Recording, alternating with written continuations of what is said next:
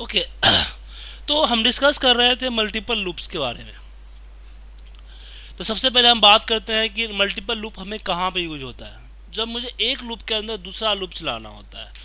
आपको कल मैंने एक सिंपल सा एग्जांपल दिया था जिसमें मैंने बताया था कि मुझे ग्रेटर देन 50 वाले थे, उसको हमें यहाँ नीचे इस तरीके से ये करने थे। लेकिन जब मेरे पास रो और कॉलम कुछ अलग हो, मतलब इस तरीके से हो, तो सिंगल लूप से काम नहीं चलेगा आपका। अब इससे मुझे जो ग्रेटर देन 50 है, उस ग्रेटर देन 50 को हाईलाइट करना है। तो उसके लिए यहाँ पे हम लूप लगाएंगे, सब्जेक्ट आर आर, यहाँ पे देंगे फोर आई इक्वल टू 1 2। एक एक लूप चलेगा रो के लिए, एक लूप चलेगा कॉलन के लिए। तो हमारे पास रो कितने हैं? हमारे पास रो है 13। 13, हाँ 13 है। तो यहाँ पे मैं लिखूंगा 1 2 13। और फिर हम यहाँ पे कॉलम के लिए देते हैं कि 4 आई इक्वल टू 1 2। हाँ, कुछ और ले सकते हैं। तो एक ही नाम के दो वेरिएबल्स नहीं डाल सकते हम, इसलिए हम यहाँ पे जेल लेते हैं 1 2 5। उसके बाद हम एक ऊपर वेरिएबल डिफाइन कर देते हैं, dim R as a variant. और फिर इस आर पे R equal to cells I comma J dot value.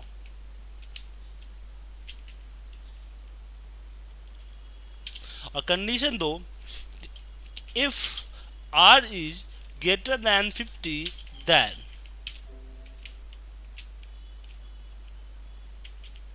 then cells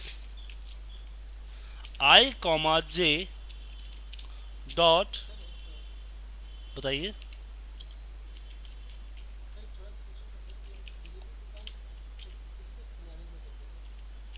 आप परसों की क्लास की रिकॉर्डिंग नहीं देखी? वेरिएबल्स पढ़ाया था ना आपको मैंने। तो वेरिएबल्स के बारे में अभी तक पता नहीं चला आपको कि वेरिएबल्स यूज क्यों करते हैं हम?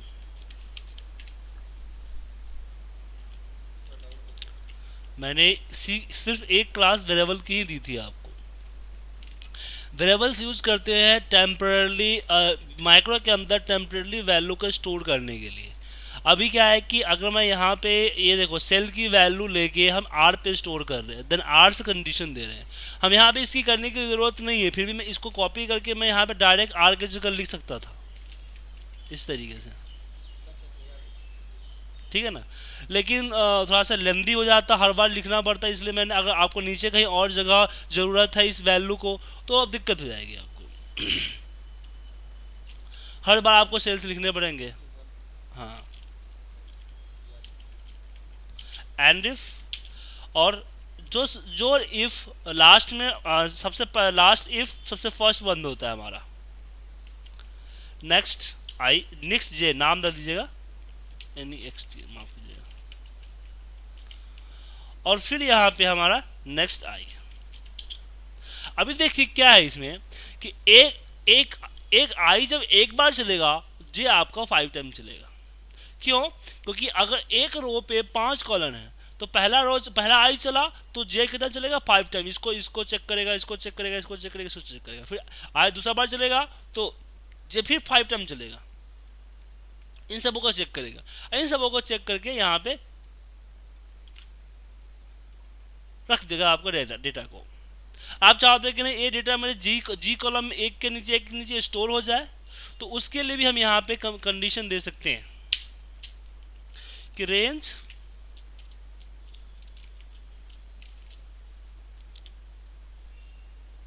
नहीं होगा, हाँ हाँ रेंज होगा। रेंज हमारा G 65,000 dot end XLS up dot offset 1 1 0 dot value equal to R. आप प्ले करने से क्या होगा, कलर भी होगा और इसके नीचे देखिए सारे वैल्यू स्टोर हो गए हमारे।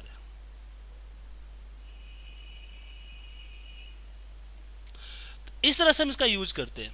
अब चलिए हम कुछ एग्जाम्पल करते हैं, कुछ ऐसे एग्जाम्पल, हालांकि इसका ऑफिशियली तो कोई यूज नहीं है, बट इंटरव्यूज में उसका क्वेश्चन पूछा जा सकता है और उससे आपको लूप और अच्छी तरीके से समझ में आएगी। लूप के साथ जो लॉजिक्स लगते हैं वो लॉजिक समझ में आएगा। हम पिरामिड बनाना चाहते हैं कि पहले स्टार, फिर double star, then 3 time star, then 4 time star.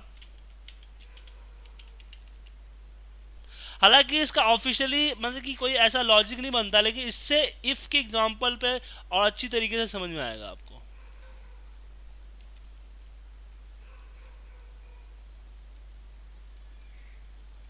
इस तरह का पिरामिड मुझे टाइप करने हैं, ठीक है।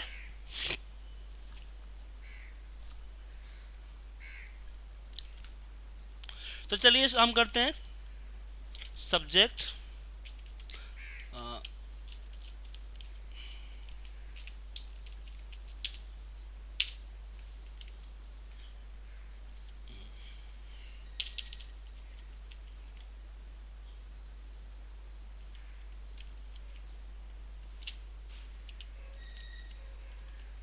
अब इसमें मैंने देखा कि मेरे पास रो 5 है और कॉलम की मैक्सिमम भी 5 है, लेकिन कॉलम मेरा फ्लेक्सिबल है, हर बार चेंज हो रहा है। मतलब कि जितना आई है उतना ही कॉलन है। I1 तो एक कॉलन है, I2 तो 2 कॉलन है, I3 तो 3 कॉलन है। तो यहाँ पे हम क्या करेंगे, यहाँ पे लगाएंगे हम 4 I इक्वल टू 1 2 5, ये हमारा फिक्स है। उसके बाद देंगे यहाँ पे J कि 4 J इक्वल टू 1 2 I, कि J उतना बार चलो जितना बार I है।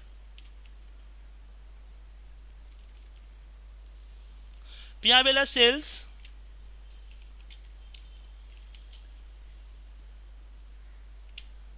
I कॉमा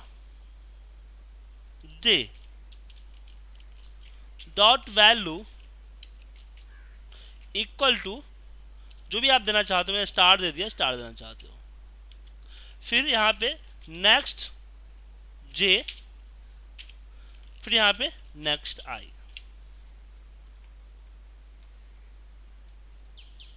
देखिए हो गया ना।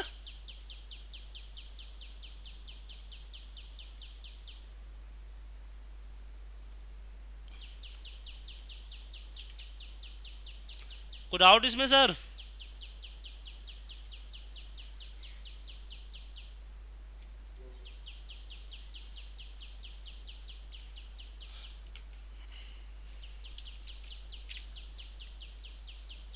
आप मुझे अपने दूसरे सीट के अंदर में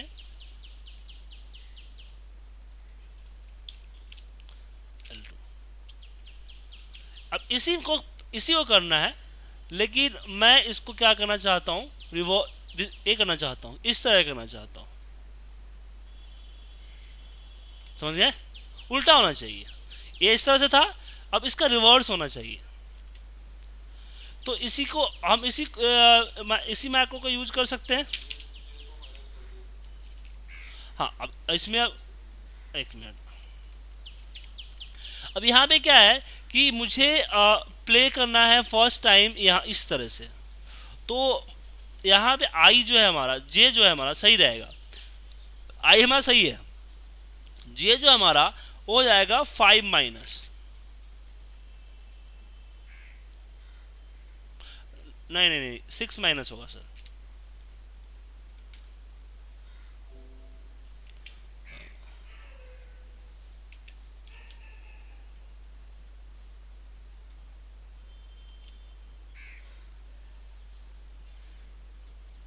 बन गया।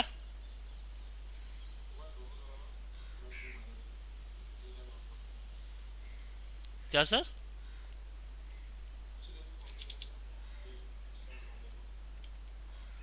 नहीं, बताता हूँ आपको, अभी रुक जाइए। अब मैं L3 में कुछ और करना चाहता हूँ, हम दोनों को इकट्ठा करना चाहते हैं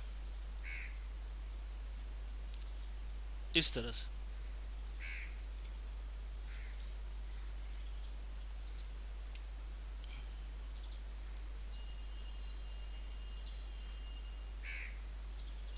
इस तरह से करके हम पिरामिड करना चाहते हैं,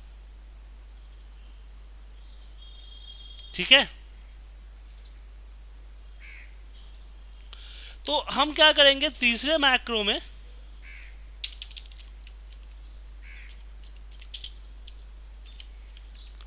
लूप टू, हम ऊपर वाले की भी कॉपी कर लेते हैं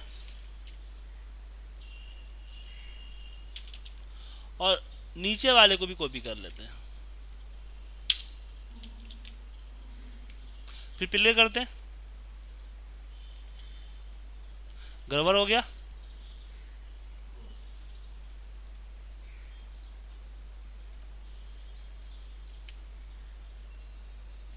अब ऊपर वाला जो जाएगा, ये जो ए वाला पार्ट है जो कि हमने पहले बार में किया है, वो थोड़ा सा आगे घिसकेगा ना, तो इसमें हमारा प्लस हो जाएगा 4।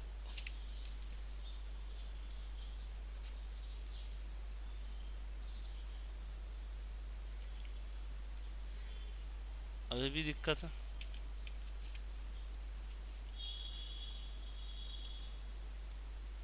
1 to 5 J2I J1+4।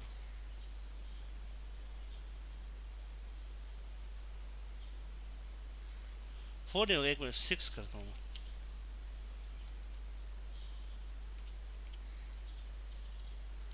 अब सही आया, लेकिन बीच में एक सेल का गैप आ रहा है। इसका मतलब है कि यहाँ पे 5 करना चाहिए था मुझे, तब जाकर आपका पिरामिड सही बनेगा।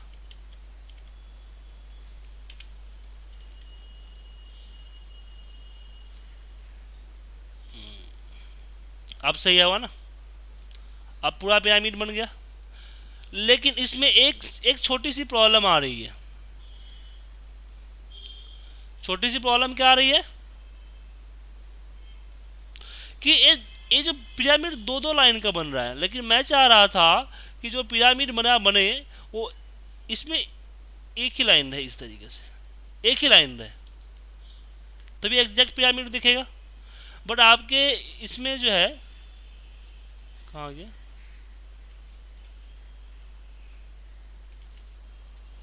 दो दो लाइन बन रहा है।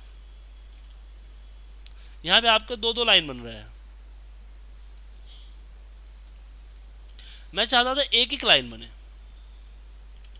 तो उसके लिए मैं यहाँ पे जे प्लस की जगह पे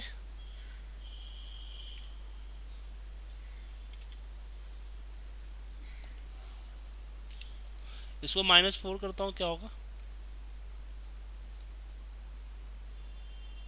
हाँ नहीं, ये नहीं चलेगा, -4 नहीं होगा, -6 ही होगा ये। और ये +4 करने पे कुछ हो सकता है।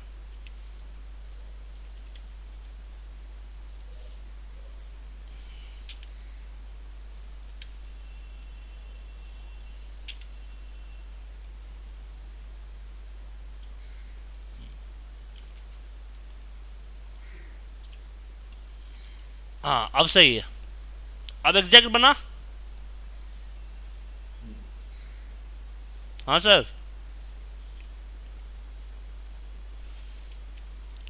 पंकज जी, समझ में आया आपको?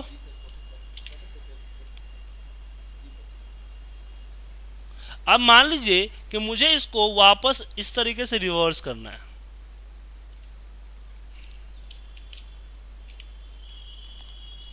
ठीक है। तो रिवर्स कैसे करेंगे? तो रिवर्स एक काम करते हैं, हमने दो लगाए हैं ना, अब दो अलग अलग तरीके से लगाते हैं, मतलब कि पहले पहले एक को करते हैं रिवर्स, देन दूसरे को रिवर्स करेंगे हम।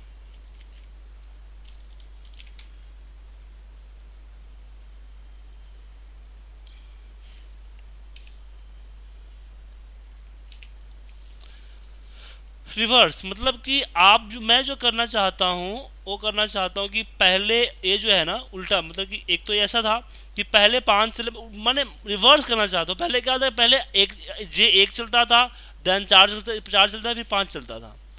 तो मैं यहाँ पे कहना चाहता हूँ कि पहले जे 5 बार चले। पहले मैं एक काम करता हूँ, इसको यहाँ से एंड करता हूँ। मैं यहाँ पे एंड कर दूंगा तो क्या होगा कि अब मैक्रो यहीं तक चलेगा, इससे नीचे तक नहीं चलेगा। जहाँ से मैक्रो ब्रेक करना चाहते हो वहाँ पे एंड या फिर एग्जिट सब लिख सकते हो आप। यहाँ पे मैंने बोला 6 - i।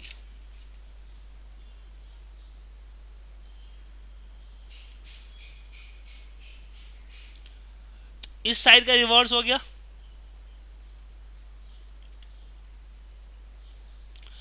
यहाँ भी आके बोलता हूँ जो जे है हमारा, वो बोलता हूँ 6 - j i। अब दोनों का चलाता हूँ,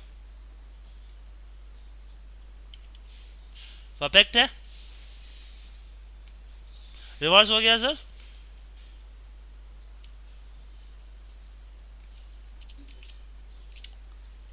अब लेकिन एक और मैं काम करना चाहता हूँ यहाँ पे। बोले सर क्या कर रहे हो आप, क्या कर रहे हो सर, सुबह सुबह कुछ काम नहीं मिला मुझे।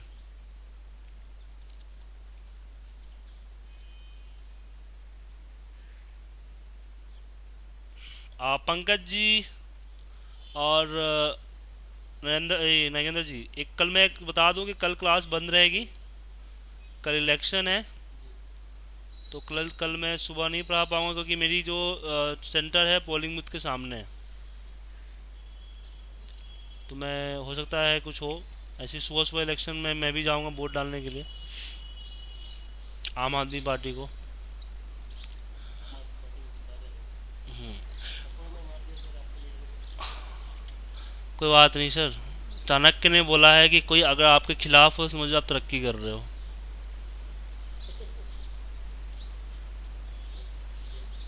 अभी देखिए ये दो मैक्रो हमारे पास है, एक मैक्रो ऊपर के लिए है, एक मैक्रो हमारे नीचे के लिए। अब दोनों को कंबाइन करना है, ठीक है सर।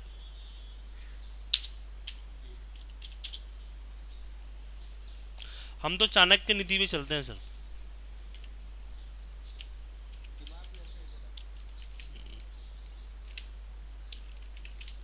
5 लूप 5। तो पहले मैं इसको कॉपी करता हूं ऊपर वाले को।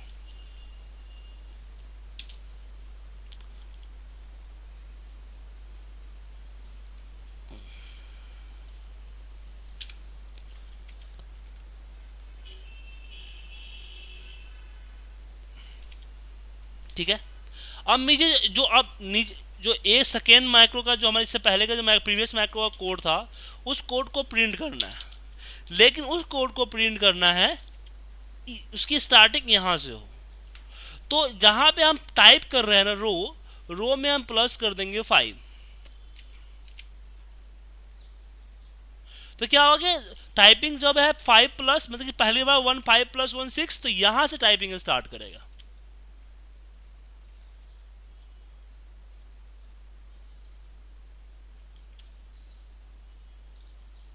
अच्छा हमने नीचे नहीं किया था, माफ कीजिएगा, हमने अजीब सा बन गया। तो नीचे भी तो +5 करना था, नहीं नीचे भी तो +5 कर दी थी मैंने, यहाँ पे ऊपर ही +5 करना था ना सर, सब में +5 करना था।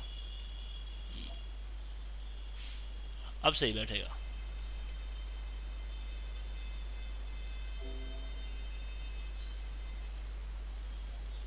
बन गया सर। लेकिन दिक्कत है कि फिर ये 2 लाइन अलग आ गया।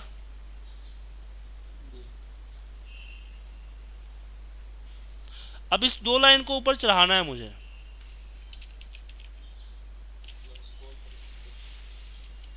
हम्म 2 लाइन को मुझे ऊपर चढ़ाना है। तो नीचे जो प्रिंट हो रहा है उसमें +5 जो किया था, उस +5 की जगह में +4 करता हूँ।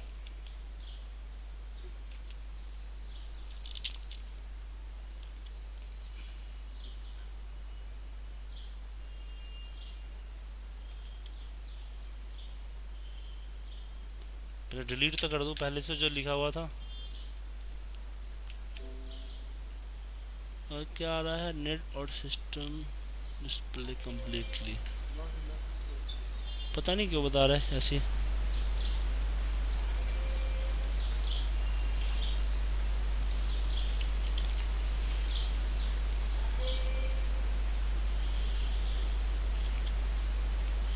परफेक्ट है। तो इस तरह से हम लूप, आपने देखा है किस तरह से लूप को हमने यूज करके अपना काम किए। अब चलिए कुछ और काम करते हैं। अब हम कुछ ऐसे कुछ चीज करने वाले हैं जिसको एक्सेल में तो हम कर ही सकते हैं, लेकिन हम एक्सेल के किसी वर्कशीट फॉर्मूले को यूज किए बगैर मैं करना चाहता हूं। हम बात करते हैं फैक्टोरियल की, कि मैंने अगर 15 लिखा तो मुझे 15 का फैक्टोरियल नंबर का सम चाहिए। हालांकि इसके लिए मेरे पास फैक्ट का फॉर्मूला है, लेकिन मैं फैक्ट का फॉर्मूला यूज नहीं करना चाहता हूं। पर एक्सेल के किसी फॉर्मूले को यूज किए बगैर मैं करना चाहता हूं। यहां पे करता हूं डिम आर एज ए, मैंने बोल दिया एज ए सिंगल, बहुत ज़्यादा वैल्यू होगी इसलिए सिंगल टाइप डिफाइन कर देते हैं। फिर मैं करता हूं आर इक्वल टू, मैंने लिख दिया 15 या 5 का फैक्टोरियल निकालना है, 5 कर दिया मैंने। उसके बाद मैं चाहता हूं, इस पे करना चाहता हूं, लूप लगाऊंगा कि for I equal to 1 to are.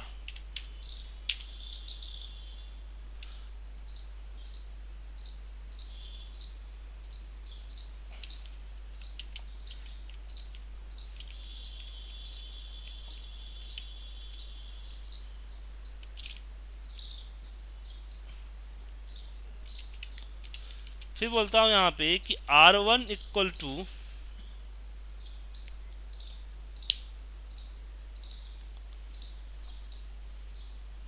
R1 plus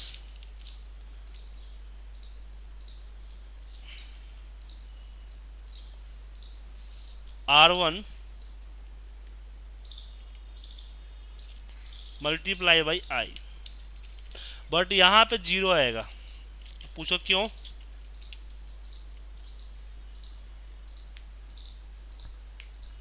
हाँ सर बताइए सर, 0 क्यों आएगा, रिजल्ट 0 क्यों आएगा?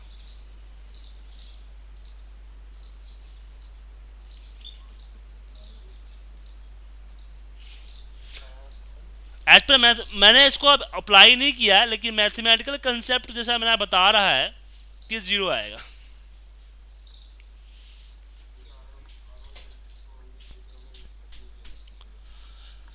देखिए R1 पे अभी फिलहाल कोई, सुनो, R1 में कोई फिलहाल वैल्यू नहीं है तो 0 होगा।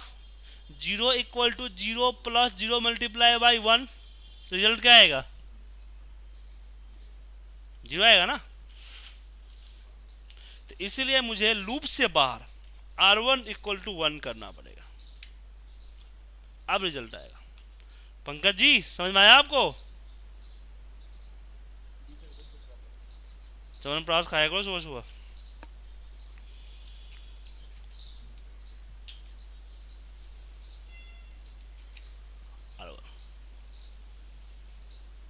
आ गया 720। अगर मैं इसमें फैक्ट करूं, फैक्ट के अंदर मैं 5 रखूं, 120 आ रहा है, यहाँ पे 720 क्यों आ रहा है?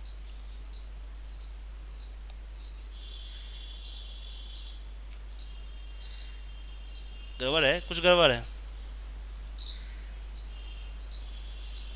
मैं इसको इफेक्ट करके देखता हूँ क्या गड़बड़ हुआ है।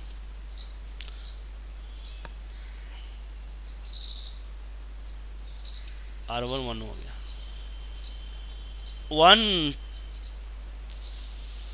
प्लस, यहाँ पे दिक्कत हो गया आपको। 1 प्लस 1 मल्टीप्लाई बाई 1, तो यहाँ पहले बार में 2 आ रहा है, जबकि पहले बार में 1 आना चाहिए था, इसलिए यहाँ पे -1 कर दीजिए।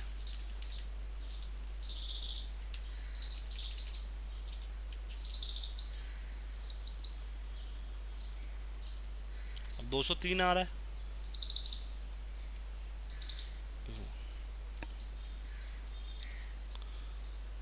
r = 1 कर दी मैंने। 1 = 1 - 1, 1 आया। फिर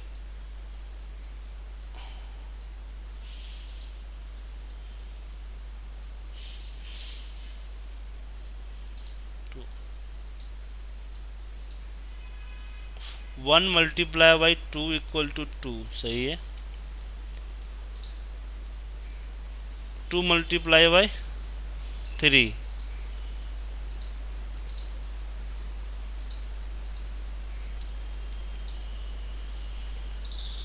यहाँ पे गड़बड़ हो गया आपका, 7 कैसे आ सकता है? 2 × 3, हमें जस्ट मल्टीप्लाई ही करना है ना सर, तो हम प्लस क्यों कर रहे हैं?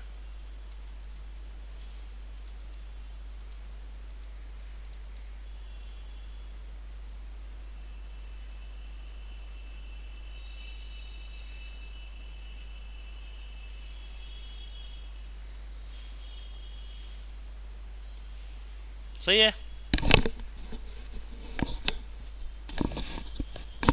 ठीक है सर। अब कुछ ऐसे चीज बना रहा हूं मैं जो कि एक्सेल में है ही नहीं। जैसे कि मैंने एक सब्जेक्ट डिफाइन कर रहा हूं, प्राइम नंबर मैं नाम निकालना चाहता हूं, प्राइम नंबर एक्सेल में नहीं है, मन अभाज्य संख्या अगर हिंदी में बोलो तो। कि मुझे अगर मैंने कोई नंबर डाला, मान लो कि मैंने नंबर डाला 13, तो मुझे पता है कि 13 प्राइम नंबर है या नहीं है। तो प्राइम नंबर है, इससे क्या रूल बताता है? प्राइम नंबर का रूल बताता है कि किसी भी कोई भी नंबर जो खुद से या फिर 1 से मल्टीप्लाई होता है, that is called prime number. ठीक है सर। अब इस कंसेप्ट को पूरा करते हुए मुझे इस फॉर्मूले को पूरा करना है। तो यहां पे क्या करेंगे हम? यहां पे करेंगे 4, यहां पे सबसे पहले हाँ, यहां पे dim r as a decimal, decimal नहीं डबल कर देते हैं, डेसिमल नहीं होता है एक्सेल के अंदर में, डबल डिम एक बार 2 को अप्लाई करना है, 2 क्योंकि फालतू में को वेस्ट करूं, मैं यहीं पे r, 1 कर देता हूं, और r = मैं बोल देता हूं 13। 4 i = 2 से चलना है कहां तक? r-1। पंकज जी मैंने r-1 क्यों किया, मुझे समझाइए इस बात को।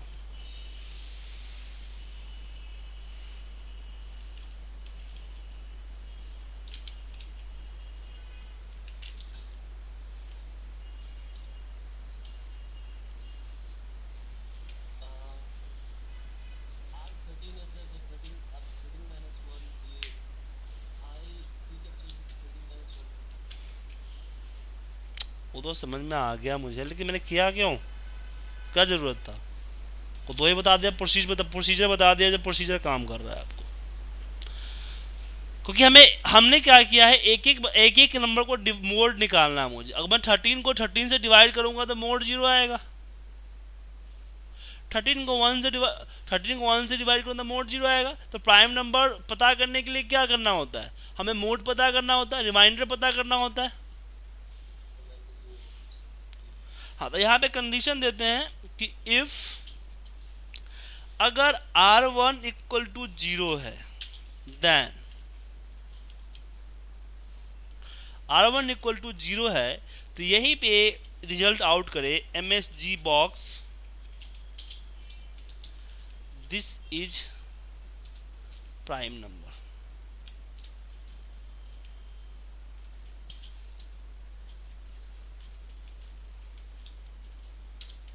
ठीक है, और यहीं पे एग्जिट सब्जेक्ट हो जाए, मेरा मैक्रो खत्म हो जाए, आगे चलने की कोई जरूरत ही नहीं है। नहीं तो नेक्स्ट आई करें। अगर इस लूप से बाहर आता है, इसका मतलब है इसको कहीं भी जीरो नहीं मिला है, तो आप मैसेज बॉक्स सबसे लास्ट में एक मैसेज बॉक्स को रिफ्लेक्ट करवा दीजिए कि this is not prime number. ठीक है, this is not prime number. अगर मैं 12 कर दूं, दिस प्राइम नंबर। ठीक है, इस तरह यूज करता हूं। अब लूप से रिलेटेड आपको एक काम देता हूं, जो काम आपके ऑफिशियल वर्क से रिलेटेड ही है, उस काम को आपको करना है। ठीक है, नेम और यहां पे मैंने डेट डाल दिया।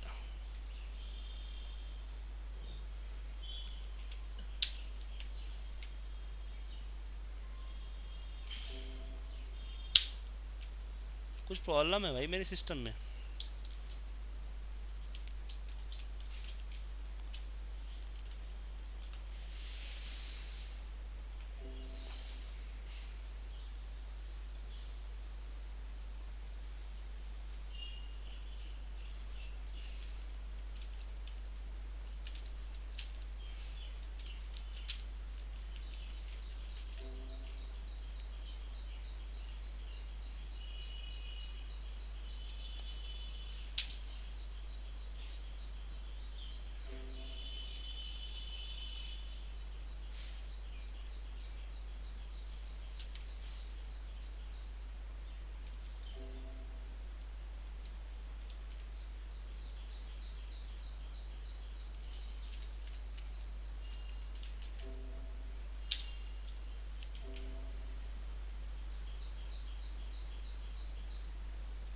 पता नहीं क्यों ऐसी मैसेज आ रहा है।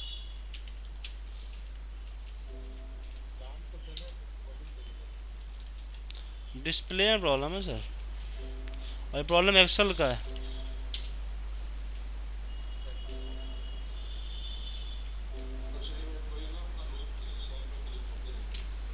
क्या?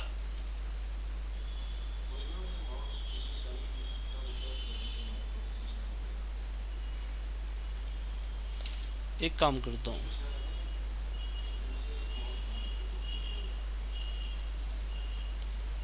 अब सही है। मैं माइक्रो डिसेबल है, फिर भी आ रहा है। नहीं, मैक्रो प्रॉब्लम नहीं है सर, मैक्रो डिसेबल है।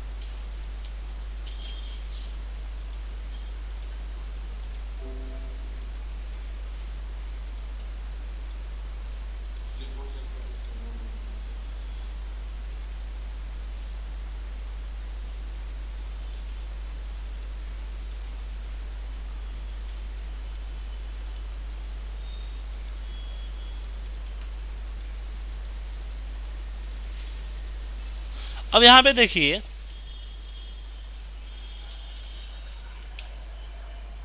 अब यहाँ पे मुझे किस तरीके से डेटा, ये डेटा आपके पास सामने ये है, मैं इस डेटा को डेट,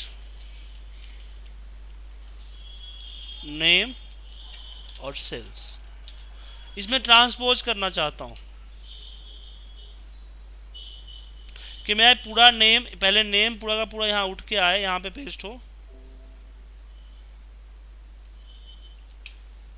ठीक है, देन ये डेट पिक कर, यहाँ पे डेट आए, देन सेल आए। ऐसे में डेटा आपका वर्टिकल है, मुझे एक के नीचे कॉपी पेस्ट करना है सर, एक के नीचे कॉपी पेस्ट करना है। ये आपका होमवर्क है सर।